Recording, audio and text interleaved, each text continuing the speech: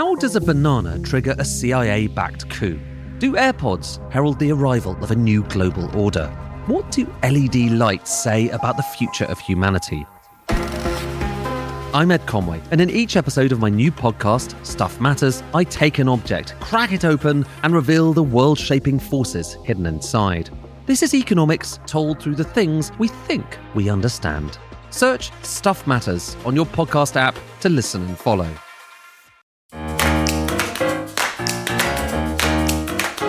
Hello, good morning. It's Wednesday, June the 10th.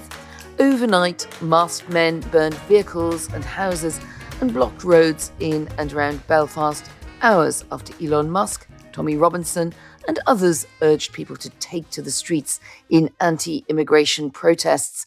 We'll be hearing from the Prime Minister and other party leaders on what happened later today. I'm Anne McElvoy from Politico. And I'm Sam Coates of Sky News. The protests took place in the wake of a sickening knife attack on Monday night in a residential, predominantly Republican suburb of North Belfast. The attack was on a local man in his 40s. He's now in a serious condition in hospital with injuries to his eyes, his face and his back. But the angle now at the heart of the political debate is the immigration history and the manner of the arrival of his potential attacker. A Sudanese citizen granted leave to remain in the UK in February 2023, who arrived from Paris via Dublin under the Common Travel Agreement between Northern Ireland and the Republic. The individual was taken into custody and charged with attempted murder on Tuesday evening, and he'll appear in court today. Keir Starmer has condemned the attack. He's also said he has no tolerance for the abhorrent scenes on the streets that it unleashed. The debate today, however, will focus on the immigration status of the man arrested. Reform's Zia Youssef talking about treacherous Tory and Labour immigration policies, pointing to Reform's party policy of a total ban on visas from Sudan.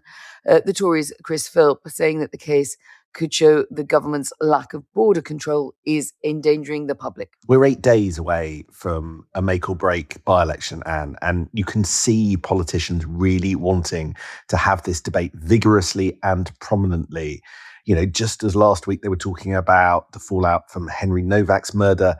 But this is, again, a complicated debate. Zia Youssef suggesting that Tory policy was to blame. But, you know, we're talking about Tory policy in 2023 when the suspect was given indefinite leave to remain. But, of course, at that point, Suella Braverman was Home Secretary and Robert Jenrick was Treasury spokesman. And now, of course, both on the same side as Zia Youssef. Zia Youssef, of course, never a massive fan of people imported from the Tory party, and one suspects that there's a little bit of that vibe, or at least it'll be read into it. Even as Suella Braverman said, I left the Tories precisely because I was fighting for changes that I couldn't do within my old political home. But making a lot of this, I think, today will be the party to the right of Reform UK. That's Restore Britain.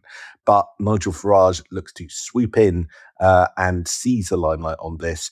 He will answer questions about all of that in a press conference that he hopes to use to reinforce his opposition to indefinite leave to remain. Yes, Nigel Farage holding his first press conference in the Makerfield constituency since the local elections over a month ago.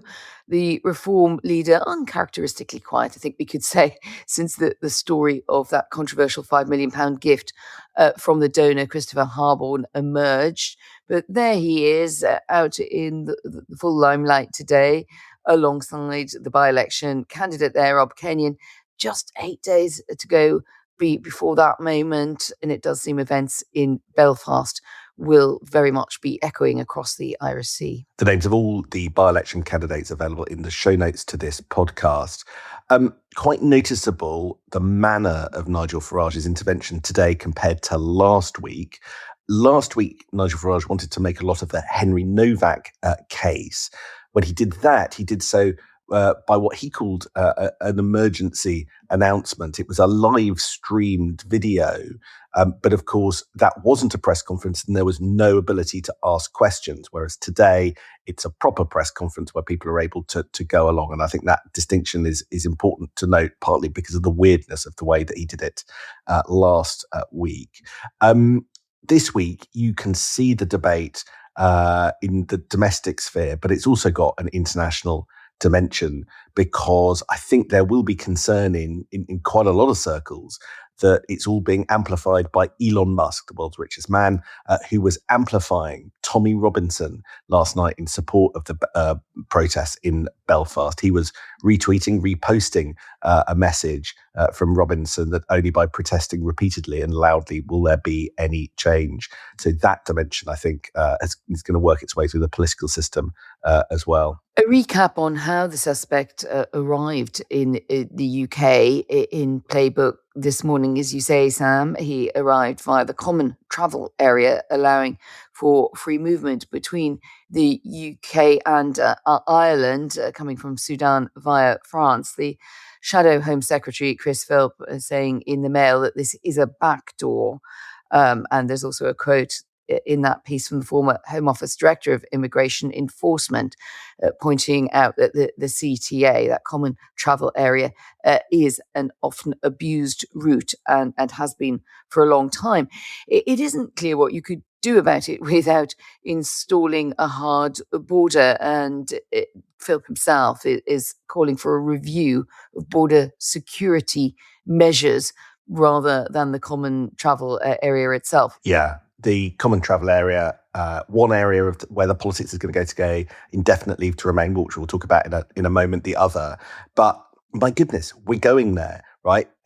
The common travel area is one of those sort of third rails of UK politics, something that when politicians touch, they often get a bit of an electric shock because of the complexity and the deep-seated nature of the politics around that. So the common travel area, I'm sure most listeners to this podcast know, it's the lack of a hard border between Northern Ireland and the Republic of Ireland because of the history, the troubles, and the need for there not to be any physical infrastructure on the border to avoid giving paramilitaries a target. The lack of a hard border was a cornerstone of the Good Friday Agreement, the Belfast Agreement of 1998. So it's part of the peace deal in Northern Ireland not to have any physical infrastructure on the border. But that means since Brexit, yes, there is a literal, actual open border between a part of the UK and the EU, and there is no infrastructure to check people who are coming through. Of course, the debate around trade is a slightly different one, and there is something of a border between Northern Ireland and the rest of Great Britain. But this is about people, this political issue. Even at the height of the Brexit wars, Anne, no serious party was actually talking about border checks in any big way. It was both the EU and the UK government position and the opposition parties appeared to sort of rule that out very early on in the Brexit talks, because it's just seen as a big no-no because of the potential impact on the peace process, which is why I think I'm really fascinated to see, first of all, that Chris Philp has gone anywhere near it at all. And then to watch how the different actors, and I'm thinking here actually, some of those on the right and the far right, does this become an issue that they start to talk about? But it's something I think in the muscle memory of Westminster politics that people will recoil from going too far on. But I might be wrong, but I don't think people will want to do this. All of this part of the sort of really complicated ecosphere that exists politically because this attack took place in Northern Ireland. And you've been looking a little bit about the sort of cultural and political background of what's going on in Belfast. Yeah, the deeper social and political questions that this raises after that night of violence that followed the attack. Very well aired, I thought, in a piece in The Telegraph by Ian Aitchison, pointing out what a especially complex mix of sectarian divisions and sectarian history that you refer to also, Sam, and the failures to deal with frustrations in the populations, both sides of the sectarian divide, in fact, there from a spike in immigration, particularly in those hard-pressed areas that Aitchison is describing in the north of the city. And what that foregrounds is this fissile mix of factors that spilled over into violence and outright intimidation on the streets last night. And his analysis is that the place is still very hardwired for sectarian politics in a way that it's just harder to intuitively grasp from the mainland. And secondly, the migration demographic change, which are challenging enough in many communities in the backdrop to so many stories that we've talked about on the podcast over the last couple of years, just has this extra layer in Belfast, in that particular part of the city, the worst multiple deprivation indicators at all. He says in a lot of the UK, high levels of worklessness, poor health outcomes, and some of the most segregated housing stock in the UK. Schools split overwhelmingly along religious lines and interfaces and so-called peace lines that uneasily carve up neighborhoods. So that really does put it into context that we're looking here at a place where, as he says, identity is not just a matter of how you feel about yourself and your values. It's about where you can walk safely after dark. And so many factors have come together in the worst circumstances in this case. And alongside that is just the fact that the man charged to appear in court today is Sudanese. And that is the fact that UK politicians want to use in order to pivot the debate back to kind of more familiar territory and away from the Northern Ireland specific issues, I think, because they want to put immigration and all of their differing positions on indefinite leave to remain, because this individual had been granted indefinite leave to remain, back on the table. And you can sense that, particularly, I suspect Nigel Farage and Reform want to get the issue of immigration up the agenda again, because it's actually been declining since some of their interventions back early in the autumn. Back then, it was item number one, according to the YouGov tracker of what people think is the most important, but it's gone down kind of noticeably below the economy now. And I think a bit of the poll number drift for Reform UK is linked to the fact that immigration isn't quite the subject with the salience that it had 6 months ago. So you can see a sort of political strategy in what they're doing, but also just the fact that right now it does feel like there's a bigger presence to the right of Reform from Rupert Lowe's Restore Party, which is campaigning hard in Makerfield, which I think is a prominent feature of social media, particularly the X platform, where Elon Musk gives Rupert Lowe his enthusiastic backing. All of that, I think, is behind the sort of Nigel Farage reemergence today. Yes, that Restore versus Reform feud is absolutely the kind of thing that gets much more attention, and it's a real moment for Rupert Lowe, this kind of story. In fact, he was telling my colleague Sam Blewett that he is aiming to stand candidates in every single seat at the next general election. If we remember when we last heard that kind of claim, and it was greeted as a bit of a wow, was when Reform were making that pledge. So Lowe clearly believes that he is on a roll. He says that he's not having a vendetta with Nigel Farage, but he did tell my colleague, I don't work with people who try to send me to prison for nothing. Would you? And ruled out a pact to unite the fragmented right. So that is also a kind of area of politics, I think, that is changing pretty fast. And that's a big pressure point on Nigel Farage. The overall picture here is that immigration still remains very salient. There have been two big attempts, and I'm talking here in the national picture rather than specifically Northern Ireland, Sam. There were two big attempts to deal with that. One was with the take back control message of Brexit, and it did, in fact, I just went back through the polling and attitude surveys this morning, it did drop for a while in the wake of Brexit, and probably that perception that the government had got back some more authority over this issue. But if we look what's happened in the last couple of years, massive attempts by this government to manage down immigration and to get more of a grip on the asylum issue, and a bit more noisily since Shabana Mahmood took over as Home Secretary. And yet, so many people, heading, I think, to 60%, still think it is too high, and a very large proportion of them think that immigration is rising when in fact it is falling. So I don't think you could say that whatever has been attempted so far has actually dealt with that underlying public anxiety on the issue. No, and that's why the highlighting of the different policy positions is the sort of name of the game today. So a lot of this will revolve around the promise by reform to abolish indefinite leave to remain, which I think Nigel Farage would want to sort of put front and centre today. But also it'll ignite a debate, as a row within Labour over what they're doing. If you remember, in the autumn, Home Secretary Shabana Mahmood said that she wanted to extend the period before people can qualify for indefinite leave to remain and set it at sort of 10 to 15 years, depending on people's occupations, income, contributions, which has prompted a big kind of internal spat in the Labour Party. Angela Rayner, former Deputy Prime Minister, called the retrospective changes to indefinite leave to remain un-British. So I think you've got a sense there that this is a potential bruise for the government, and you can see a potential opportunity for opposition parties. All of this plays into the Makerfield by-election, and you were around there yesterday. Can you give us any updates on that front line? I think everybody is working very hard on the doorsteps. Andy Burnham out and about at an event with police that we mentioned yesterday.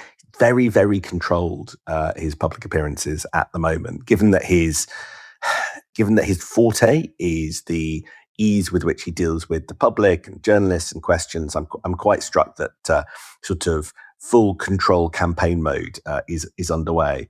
But I came across a really remarkably curious tale from the Labour, a part of the Labour campaign team yesterday, Anne. Labour activists believe that some of their rival parties are using AI glasses when they're out canvassing. Right, Anne, as I'm sure you, better than anyone else, are aware as our resident tech know-it-all, companies like Meta have glasses with tiny little recording devices in them, and then the ability to project display material onto a screen. So you basically, a little bit like kind of something Tom Cruise would wear, you can see data and also what you're seeing is all being recorded onto a hard drive. Now, in theory, one day, there could be a moment where politicians are out canvassing. They can use facial recognition to identify an individual, use the kind of big AI data sets to supply the canvasser with the best lines tailored to that individual to persuade them over to their political cause. Now, I'm not quite sure we're there with the futuristic vision. I'm not sure the technology is quite there. What's triggered, I think, concern in Labour circles is the idea that their rivals are using these glasses and just in the process of doing so, are recording their interactions with voters. So everybody's sort of just at the stage of checking electoral law and checking with the police about what's legal, what's not. I'm less sort of bothered about the legality around some of this stuff. I am, however, fascinated that I feel like we've seen a glimpse into the future of electioneering and campaigning, which is just going to be tech-enabled. And yeah, this idea of tailored messages to persuade me based on what big data knows about my preferences is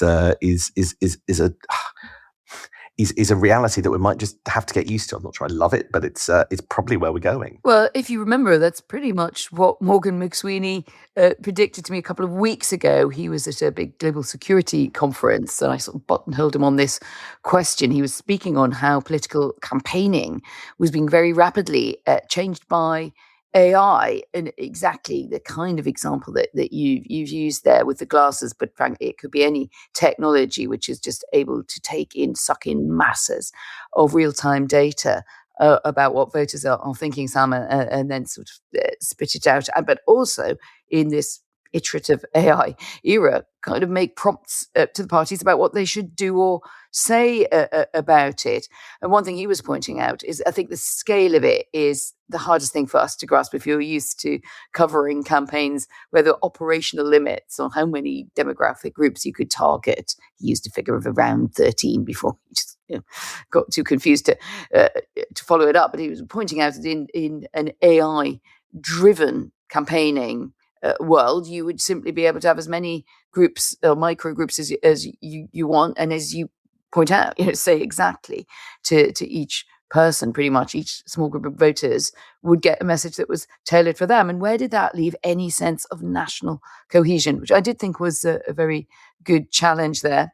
One thing, just before we close, I did see the Financial Times picking up a scenario that you'd laid out actually yesterday quite presciently, and that would be in the wake of all of this, Makerfield not yet fully AI enabled, but possibly some signs there. But either way, back on in the real human world, Keir Starmer planning to tell ministers they'd have to quit if they backed Burnham or anyone else in a prospective Labour leadership contest. That was interesting because I think you'd heard something to that effect too. Isn't it odd when you end up arguing as Prime Minister that a contest would be bad and destabilise the government, so you make clear you don't want one, and then if one looms, you say, well, the Cabinet would have to resign, or that's what your place people are saying, and that would pull the government apart anyway. Strange days indeed. Yeah, interesting, odd story in some ways. Keir Starmer reminding the world of the existence of collective responsibility in government. I love that this is being presented by his allies as an evidence of his strength. But equally, as you sort of intimate, if there's suspicion that there's even more beyond the 100 Labour MPs who've said he should go, who might voice a preference for a different Prime Minister, including his own cabinet, that's not a show of strength. That seems to me to be something to be concerned of. Another show of strength would be to keep to our time limit, Anne, which we ought to do. The 20-minute alarm has gone off, so let's wind it up there. We'll be watching PMQs and back tomorrow. We will see you then. See you in the morning.